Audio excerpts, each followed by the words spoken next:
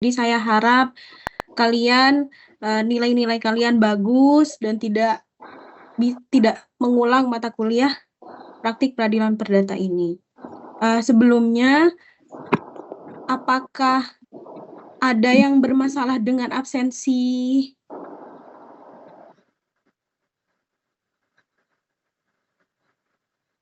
Baru submit itu setelah selesai dari web. Jadi mungkin kalian baru bisa terima setelah selesai, seperti itu.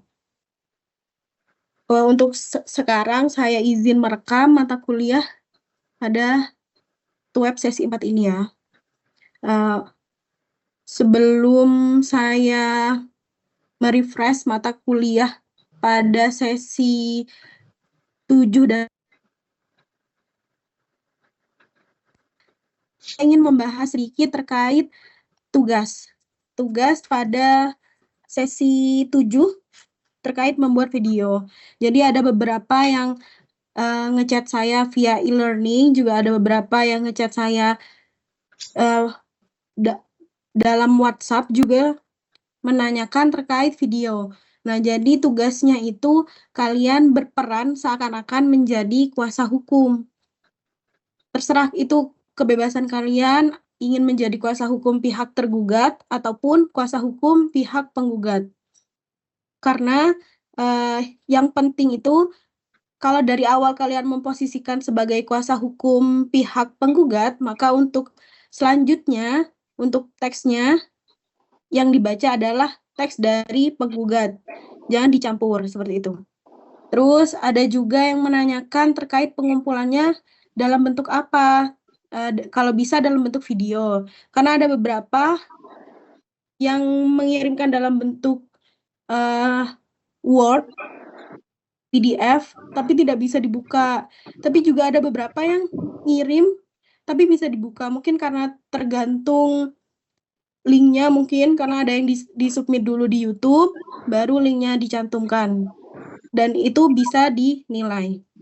Jadi saya harap kalian bisa mensubmit ulang bagi yang sudah saya chat, karena ada beberapa yang tidak bisa dibuka, atau yang belum mengumpulkan, mohon segera mengumpulkan, karena batas dari pengumpulan sesi 7 ini sisa 3 hari lagi, kira-kira ya sisa 3 hari lagi, jadi jangan terlalu mepet, karena kalau ingin merevisi ulang, itu kalian masih ada waktu.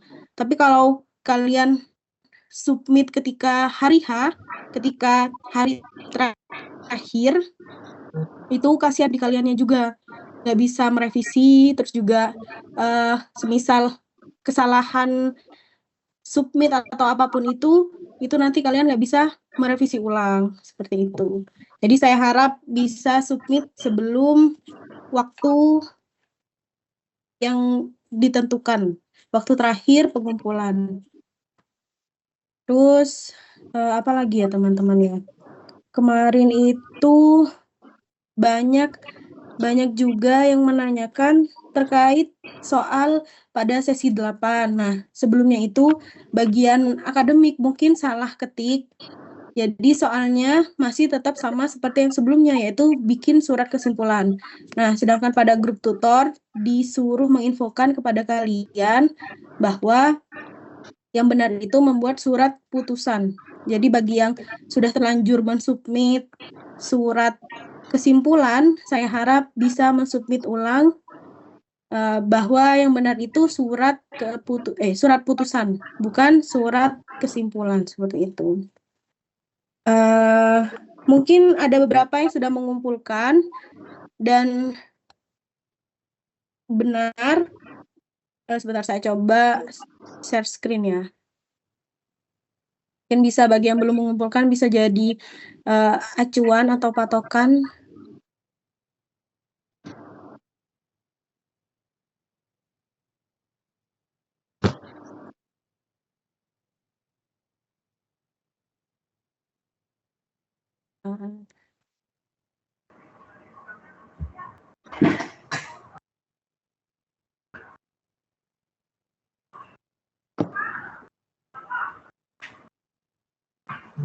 Nggak bisa ya.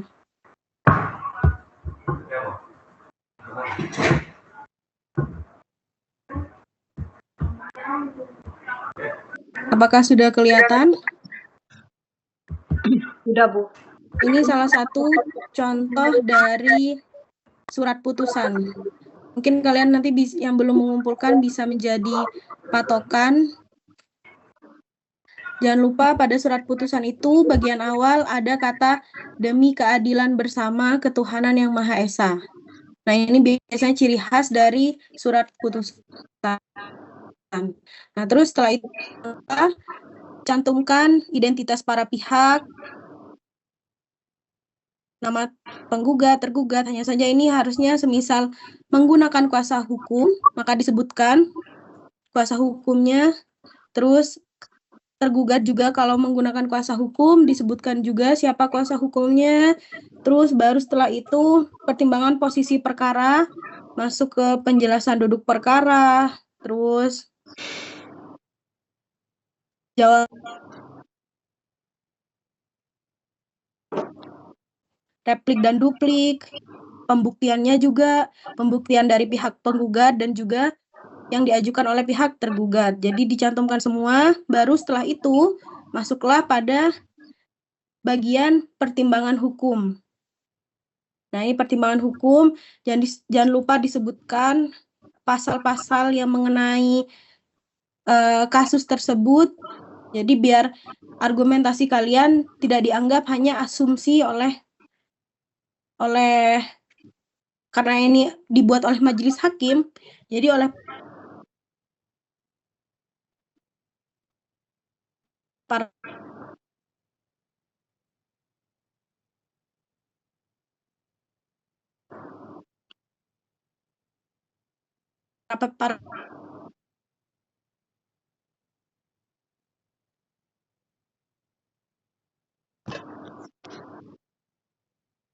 ini yang membedakan antara surat-surat yang sebelumnya kalian buat dengan surat putusan yang sekarang ini pada sesi 8. Kalau sebelumnya yang bertanda tangan adalah para advokat atau para kuasa hukum dan para pihak yang bertanda tangan, maka pada tugas sesi 8 ini karena surat putusan, maka yang bertanda tangan adalah majelis hakim. Terdiri dari hakim ketua, hakim anggota, terus juga dengan panitera pengganti. Jadi kalian harus lebih teliti lagi karena ada yang sudah dari atas sampai klausul penutup itu udah benar. Hanya saja ketika bagian tanda tangan yang bertanda tangan kuasa hukum. Nah, ini kan udah beda lagi, bukan surat kesimpulan atau surat jawaban tergugat atau replik duplik. Ini adalah surat putusan, jadi yang bertanda tangan adalah majelis hakim dan juga panitera pengganti, seperti itu. Terus juga mungkin itu bisa jadi gambaran untuk yang belum mengumpulkan, apalagi ya, kemarin itu yang banyak sering salah juga di bagian kesimpulan. Bentar, saya carikan.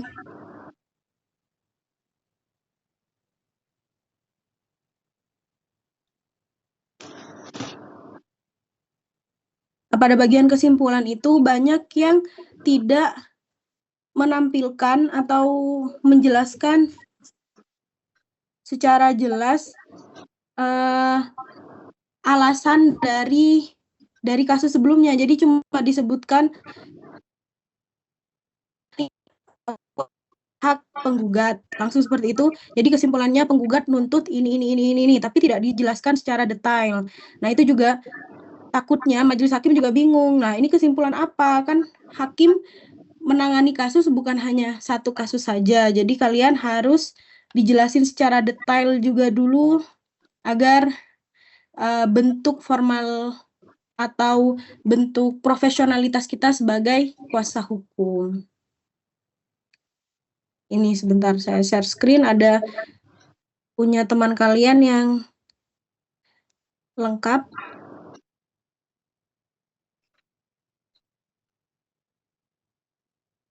Nih, kesimpulan penggugat. Nah, ini disebutkan ada pendahuluan, terus juga ada fakta hukum yang terungkap dijelaskan juga, dijabarkan. Setelah itu analisis hukumnya juga disebutkan. Jadi tidak hanya langsung kepada petitum. Jadi disebutkan juga analisis detail, terus barulah petitum. Setelah itu barulah penutup. Nah, ini ada beberapa yang langsung. Jadi dari pendahuluan tiba-tiba langsung ke bagian pokok petitum, bagian petitum. Jadi itu kurang lengkap terkait struktur dari penulisan surat kesimpulan di peradilan perdata. Mungkin ini bisa jadi gambaran buat kalian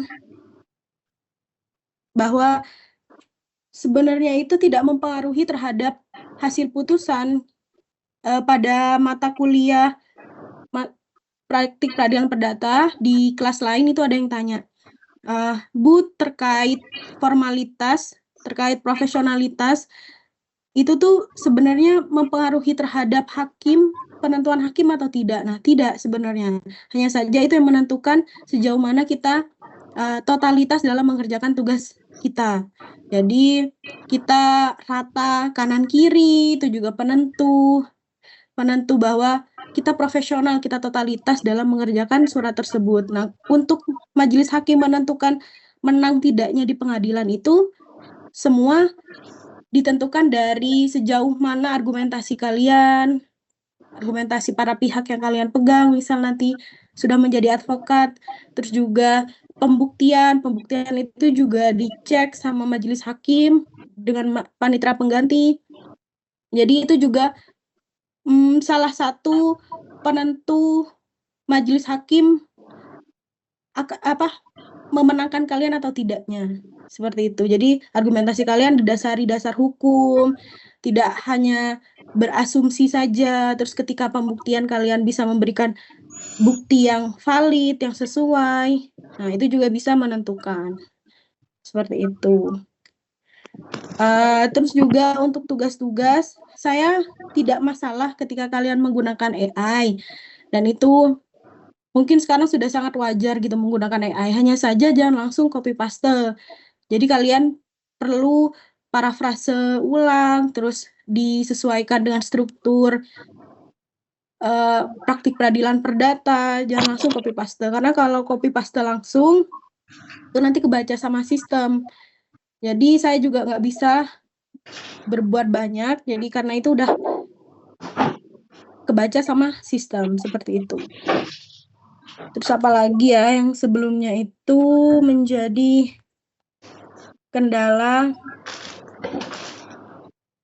Ada lagi kah yang ingin ditanyakan? Atau mungkin absensi mungkin pada materi sebelumnya?